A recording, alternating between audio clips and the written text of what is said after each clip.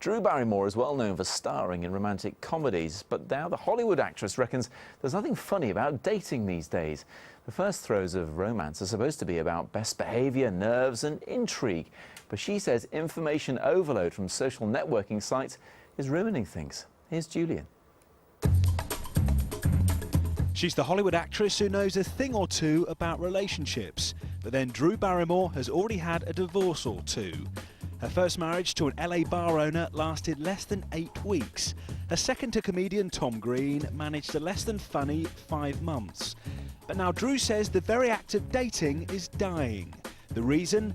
Social networking sites like Facebook, she says, have stripped away the mystique from meeting for the first time. Drew told Marie Claire magazine, "I just don't like this compulsive, instantaneous, over-information, lack of privacy, weirdo aspect of the world. If you meet someone, they already know everything. Yes, you can avoid a serial killer, but who knows? I am a romantic and it scares me."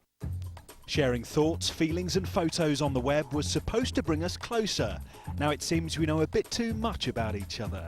Nicola Thorpe is now in a relationship, but once used the net to get info for a first date. I went on a date with a guy about 2 years ago, and I found out that he was obsessed with James Dean, who I knew nothing about.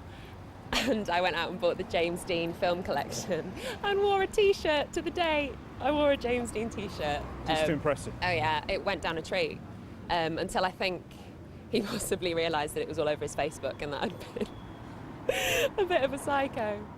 But Simon Haywood, also in a relationship, says the sites do have an upside.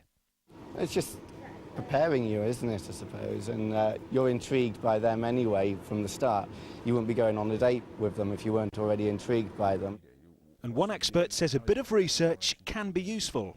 If you have trust issues, if you've been out with psycho stalkers before or you know, dodgy girls, it gives you some kind of information about the person you're meeting.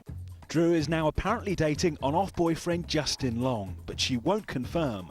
A little mystery, says the double divorcee, never hurts anybody. Julian Drucker, 5 News. Still know nothing.